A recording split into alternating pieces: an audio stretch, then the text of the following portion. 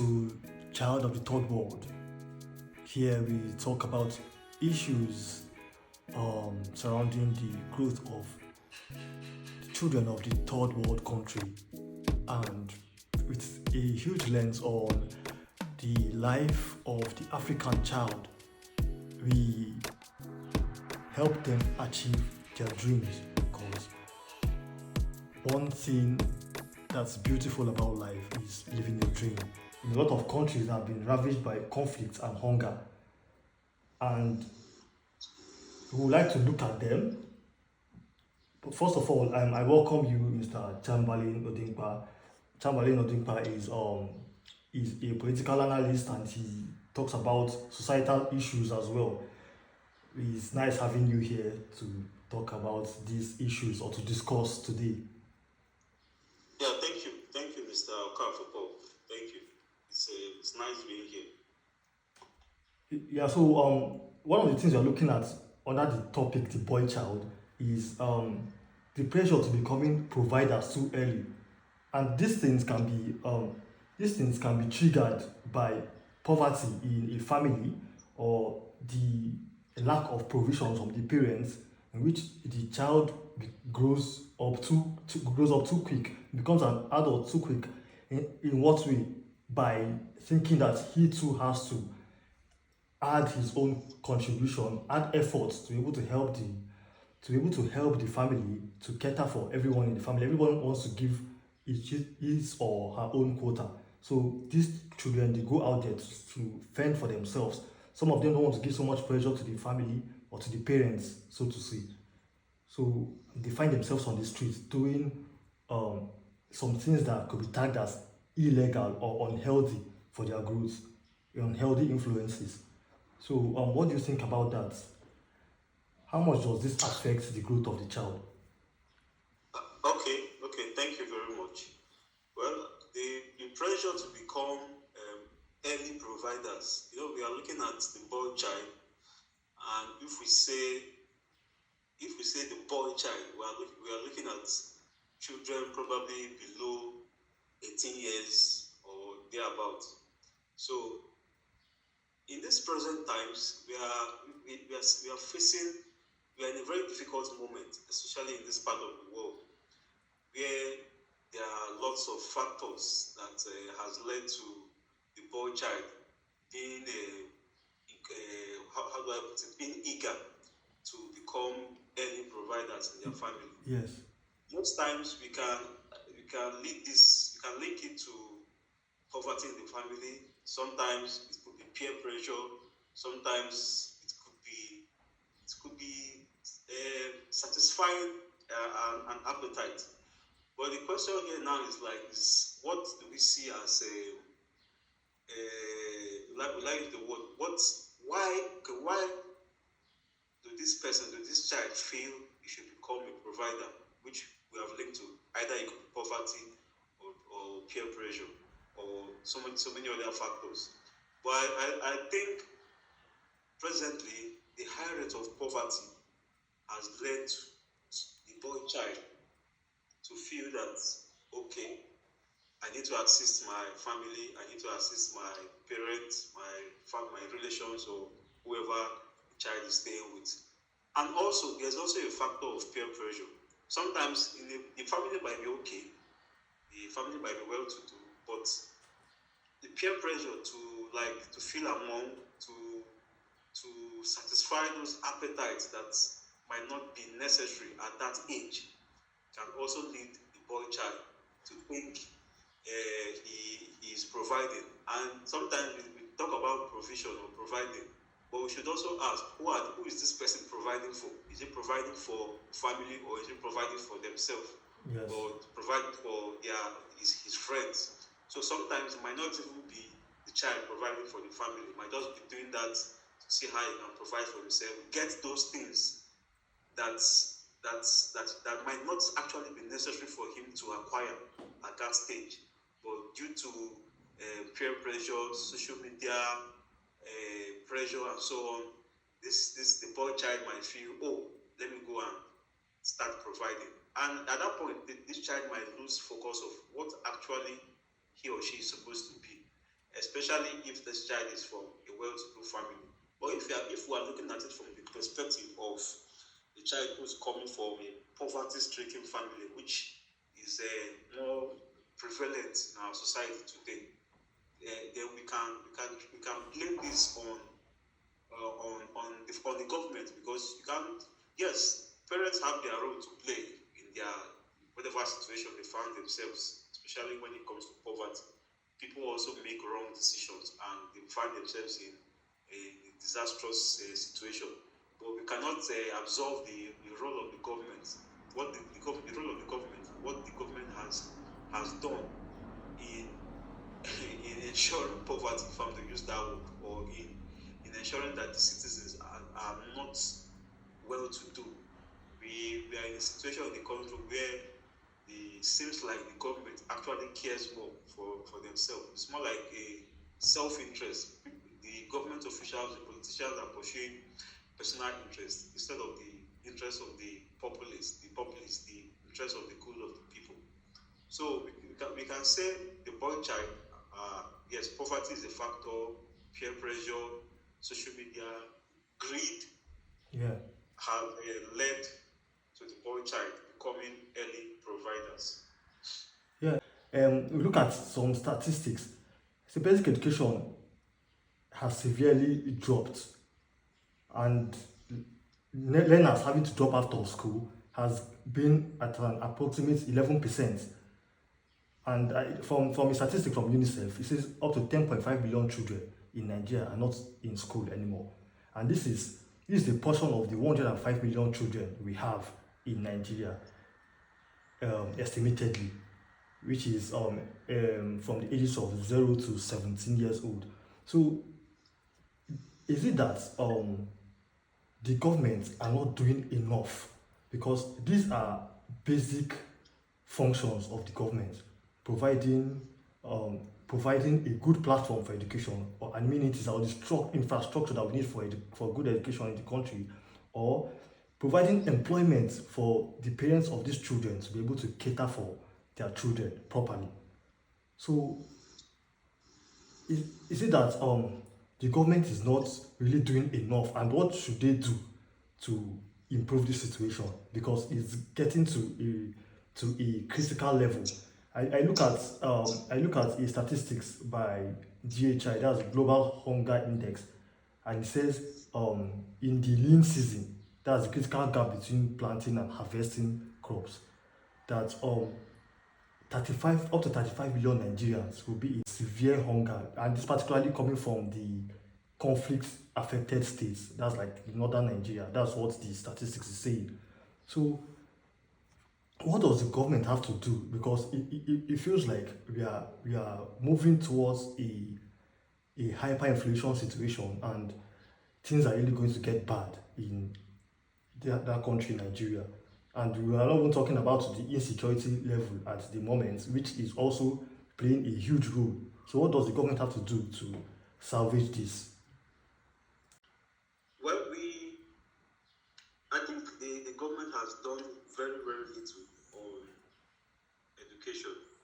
Very, very little. If not, if I'm to say the government is not even concerned about education. If you look at the budget that as what has been assigned to education in the budget, you find out that little or nothing has been done. And also there seems to be little or no concern for education also. In most developed countries, developing countries also, there seems to be a more emphasis on education, because when you educate the child, there are so many factors. It prevents lots of things from happening in the society. And educated society, you have less crime. You have people who tend to make better choices, especially in relation to electing leaders. You have people who becomes more productive. You have people who become more technologically and scientifically inclined. But in our situation, we have a government that cares less about education. It's more like the citizens are on their own when it comes to education.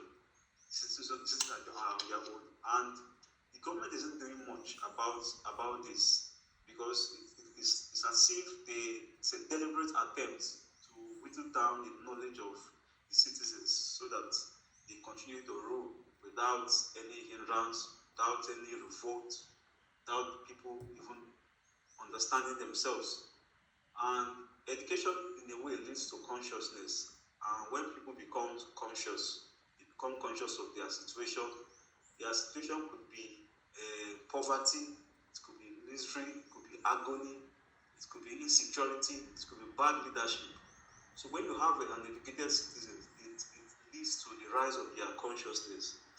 And a citizen or a country with a high level of consciousness, where citizens have a high level of consciousness, it's a bad, how do I put it? It's a bad feature of corrupt leaders, because when you have bad leaders, when you have corrupt leaders, they cannot drive, they cannot succeed. When you have citizens who are highly conscious, and education is what brings about that consciousness.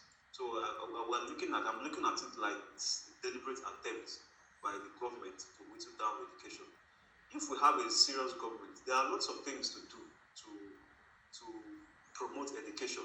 One is to encourage free and fair education, especially at the primary and possibly secondary school level, because that is where you start developing the child. At that point, the child easily learns, easily grasps what is being told. And if education is made important, paramount at that stage of the child, you have a child who develops, or who has developed high level of consciousness, high level of intelligence and knowledge.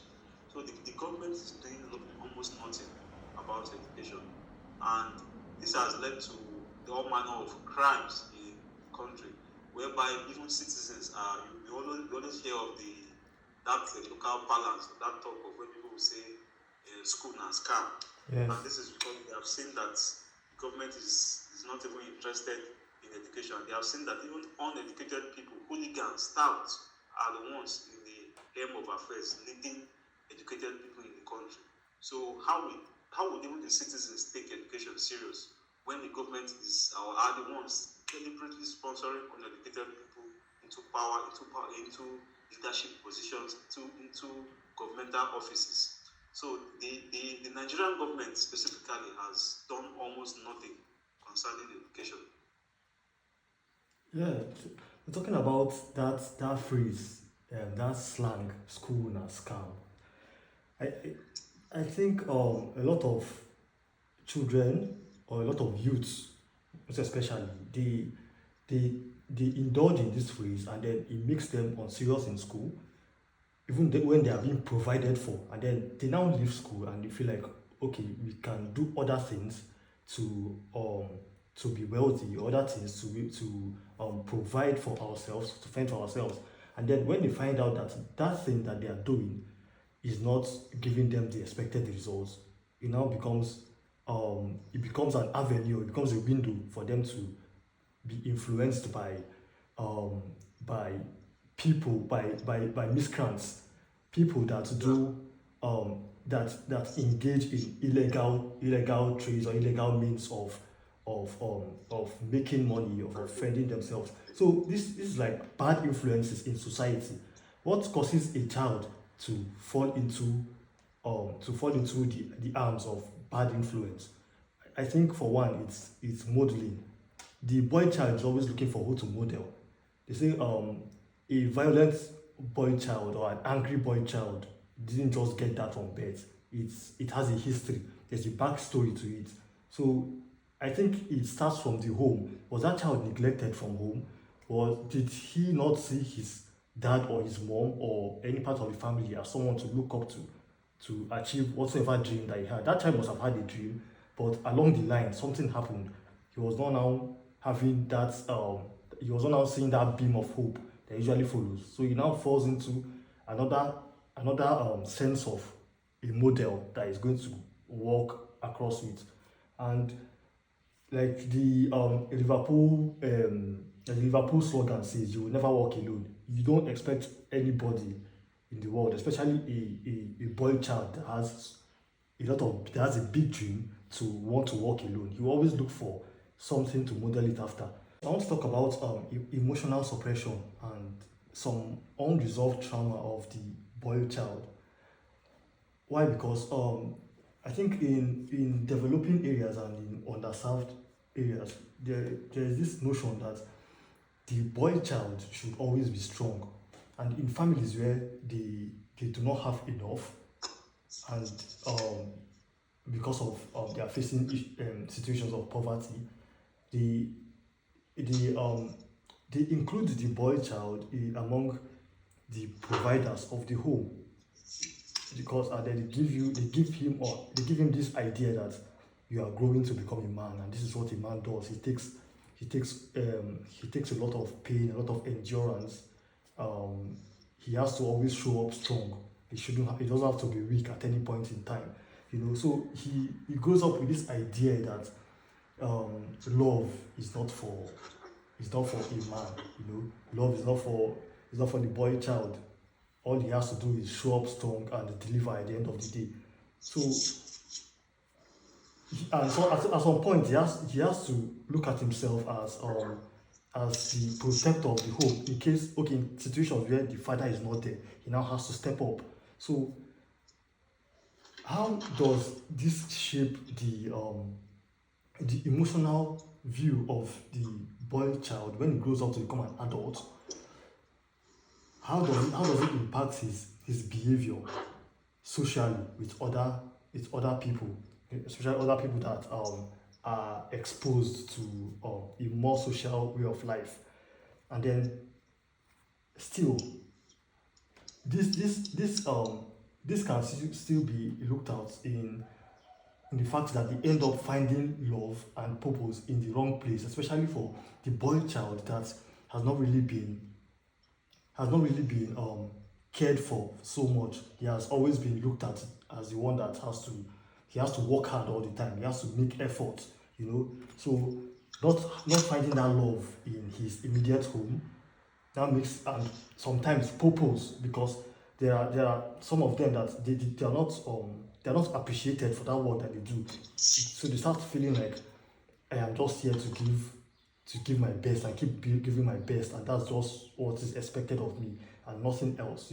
So maybe when they go out there and then they find someone that brings them close and then shows them that love and then tells them about how they can have a dream and build from that dream, but that person doesn't have good intentions for them. He probably wants to get them as one of his accomplices in whatever he's doing that is unlawful to society. So that is where they might now find themselves in the wrong place. But so now this is like two questions I'm trying to put out to you. How does this emotional suppression, or the fact that a boy child has to be strong all the time, how does it affect, or how does it impact his relationship with other people that are socially exposed, and that are open to that are open to emotional interactions? And also, how how do we resolve the issue of the boy child finding love and purpose in the wrong place, just because he could not find that at home? He could not find love, he could not find a model, he could not find someone to model after in his home. So how do we resolve that? Okay, I think I will start on the second question. Okay. How to resolve the issue of the boy child not finding love and purpose in the wrong place. Yes. Okay, well, first of all, we should ask why is the boy child finding purpose and love in the wrong place.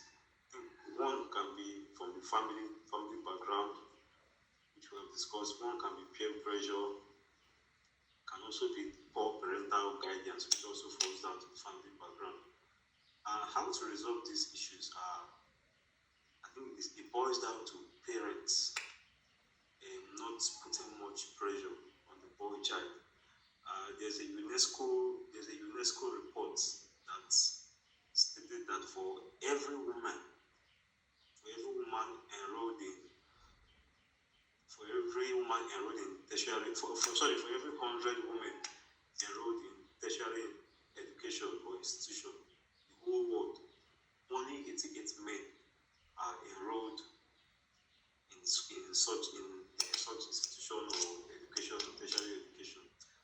And in almost 75 countries, fewer boys than girls are registered in upper secondary school. So this statistics just tells you that there is much pressure on a boy child to, I use the word, be a man or be a provider or do more for himself. And it's like I said, it boils down to the family. What parents should do is to ensure that you don't put much pressure on the child, or especially on the boy child, making him feel like he is responsible for the whole world, he is responsible for the whole family. The boy child should also have similar access to what the girl child can access, especially when it comes to responsibility and every other thing that matters. Because there are situations whereby you find a responsibility given to a girl child, and you give to the boy child, you give him double. So if in that situation you are telling the boy child that you have to take more responsibility than the woman, so that's this kind of things builds that mindset that, oh, I have to do more, I have to become a provider, I have to do this and that. And when faced under such pressure, most children tend to lose their way, and they engage in all form of deviance behavior, engage in all form of wrong associations, and they start getting a wrong orientation from outside. And there's this issue of the boy child discussion. It extends even beyond education, because when you go to based on report, I think it's a UNESCO report, there's boys account for the majority of juvenile detention. Boys account more for the majority of juvenile detention in most countries. And also when it comes to schools, boys face higher rate of school disciplinary actions and are also less likely to seek mental health support. So these are practical examples which you have seen, whereby in some schools you find that the same offenses committed by the boy and the girl, but you find out that the boy will discipline more than the girl. So when you start doing this, it creates some alienation, and it creates an idea in the child that I am. And sometimes this leads to why some boys become male chauvinists. They feel they are more superior, because when you punish the girl lesser and you punish the boy higher, despite the fact that they committed the same offense. So you are putting in that boy's mind that he needs to do more, or is more stronger, or is much more better than the girl. So all these things, the family, the school has their own role to play in ensuring that the boy child doesn't find purpose and love in the wrong place. It boils down to the family, it boils down to the school, giving proper orientation, not being discriminatory, especially when it comes to issues, or not being partial when it comes to discipline. A boy child who commits the same offense, the girl child should be disciplined also the same way discipline the girl child. I mean, there's a societal ideology that they are both built different. It's debatable. It's debatable. It's not. I would say that's the right ideology. Because now we are even in an era where women are clamoring for more participation. They are clamoring for more. So if they are clamoring for more, it means there's this tendency that women are beginning to see that, okay, like they used to say, what the man can do, the woman can do much better. So women are beginning to see that, oh, there seems to be some equality between us. So if the women themselves are having that idea, that ideology, or that mindset, then those sentiments of men are built stronger and so on and so forth. Not come up. Even if it should come up, it should not be at that tender age where these children are still building themselves, where they are still gaining knowledge, gaining experience. At that stage, there should be a level or equal playing ground for both the boy child and the girl child. Yeah, exactly. There should be an equal playing ground for both genders. I want to bring up the last talking point, which is sexual education for the boy child. I think sexual education is very important for both genders, but talking about the boy child today, sexual education is really important, and it's something that we really need to bring up for discussion, especially in Africa today. The African child, the African boy child does not get enough sexual education. He gets little to no sexual education from home, from his upbringing. Nobody tells him when he gets to become when he gets to puberty stage, or when he gets to become an adolescent. This is how you act, this is how you respond to things, this is how you act or you socialize with the opposite gender, so, or the opposite sex. So there are some things that he now faces um, when he gets to an advanced youthful age or to adulthood. And these are the issues when the boy child becomes an adult and gets married, has a partner, and then there's now difference in ideas, difference in the way things are done, or a lack of satisfaction from the opposite sex. And it's just because there was not enough education. And then aside that, talking about the fact that a a boy child's hygiene, when it becomes a youth, an adult, and he starts to engage um in romantic activities with the opposite gender, with the opposite sex, and he's exposed to um different issues, biological issues, such as um having to protect himself against infections or things that are harmful to his health.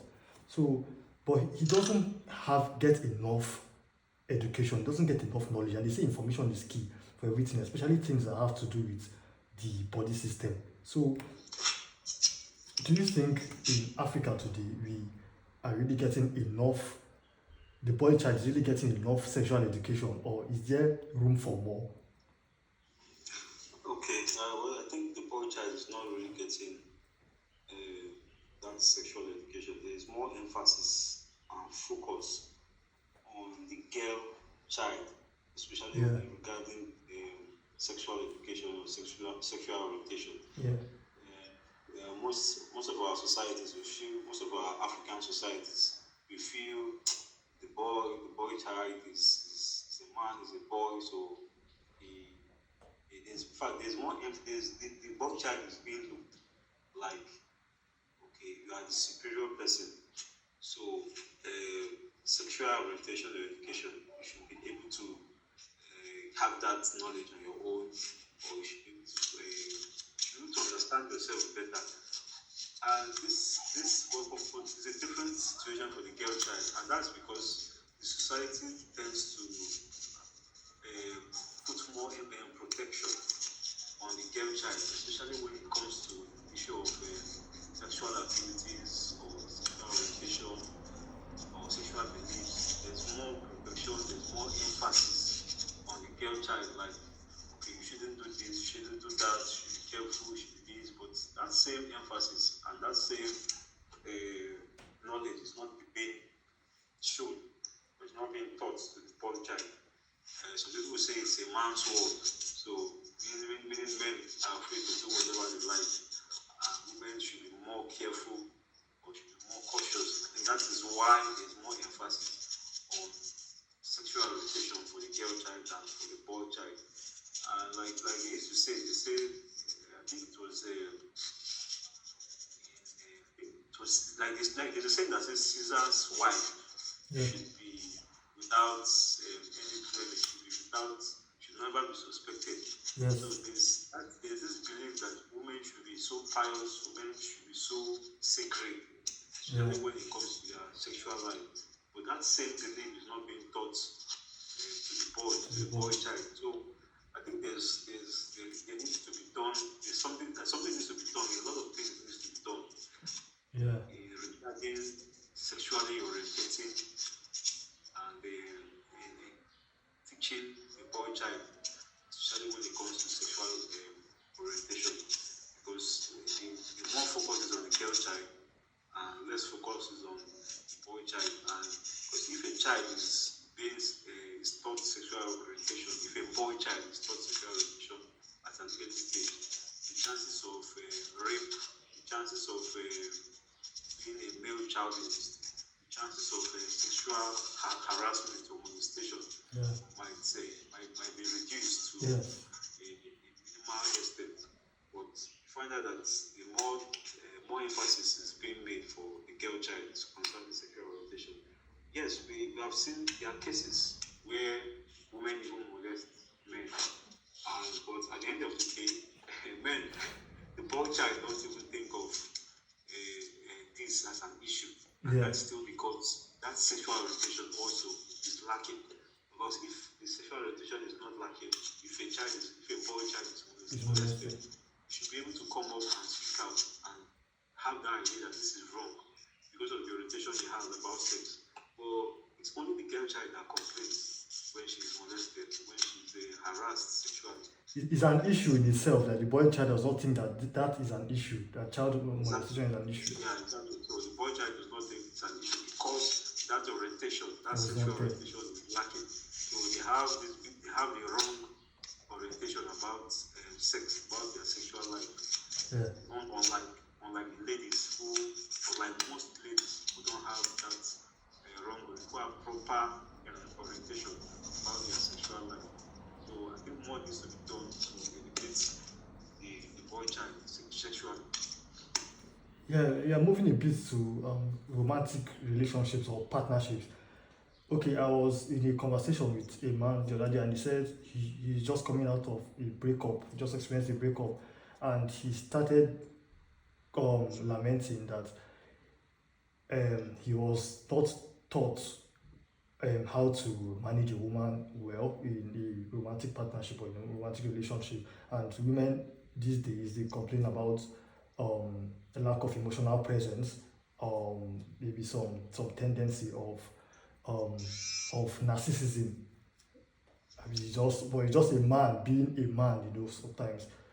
But it just feels like it's getting a bit extreme or a bit out of hand. So some women these days are not comfortable with it. So he's now saying, if he was having these conversations about relationships when he was a lot younger with his parents or with a guardian, that would have been more easier for him. So we talk about the impact of a parent's or a guardian's presence or influence in a child's relationship, maybe as a teenager, because in most African settings they don't welcome things like that. They really don't welcome relationships as teens, social interactions, social relationships as teens, because they found out because of the consequences it might bring, such as early pregnancy and things like that. So these children at their teens or their youth age don't really bring it up to their parents for discussion. So it's a problem that is really impacting the adulthood of that child. It becomes an issue of struggle or something to have to resolve when you just, as an adult, a boy child has become an adult, you just have to enjoy the status of being an adult, but you start having reflections of things that have happened when you were a child, or things that were not done right, things, issues that were not properly resolved, that is now reflecting. So yeah, well, you're right. And if you just in summary, the boy child, if you look at the kind of pressure from society, from family, and so on and so forth. And they are more susceptible to crime. That is why if you have 100 criminals, at least 90 will be a man, will be a boy. So you have less ladies who are even engaged in crime, because that financial, that material pressure is not much on the ladies, unlike the boy child. And that is why, especially in a country like Nigeria, whereby the gains from crime even outweighs the gain that you get if you don't engage in crime. I think the rational choice theory, I think the psychologist stated that people will engage in crime after weighing the cost and benefits of their actions to arrive at a rational choice about motivation after perceiving that their chances of gain outweighs every possible punishment or loss. So in a country like Nigeria, crime will always increase, especially when people see that the chances of gaining outweigh any possible punishment or loss. And that is why we have all manner of abduction, kidnapping, criminals, stealing, robbery, corruption in our society today. And if you trace it down to the pressure mounted on the boy child. You trace it down to greed also. You trace it down to irrational bad parenting also. You trace it down to the ineffectiveness of our laws. So there are so many factors that have led to this situation. But all in all, one of the factors is pressure on the boy child. Societal pressure, family pressure, peer pressure, and so on and so forth. So there needs to be more reorientation to families about the boy child, like take away most of this pressure, especially when the child is still developing, still at a very young age.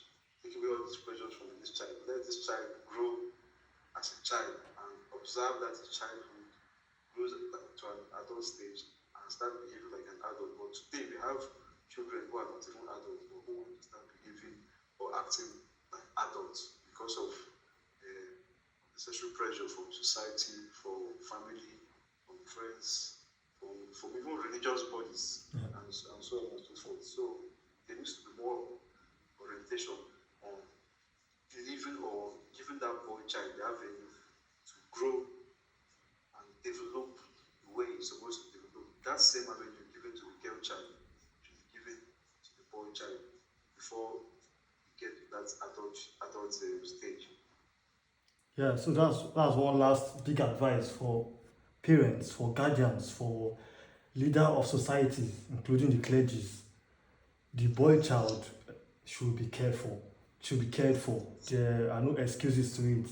The development of the boy child should be taken seriously. So thank you once again, Mr. Chamberlain, for coming on to this show to give us a very insightful contribution. We've had a great discussion today. We all love you as Child of the Third World podcast, and we hope to see you again. Yeah, thank you very much, Mr. Paul. I'm grateful and appreciate the audience you have given me today. Thank you. Yeah, till some other time. All right. So that is it from our discussion today. We spoke at length about the livelihood of the boy child and what are the things that are to be done to resolve these issues surrounding the growth and development of the boy child in our society today, especially in African society and third world countries. So it's nice having your audience on the show, and we look forward to having a great time next time discussing issues around the growth of the African child or the growth of the child generally in third world countries. So thank you, we love you.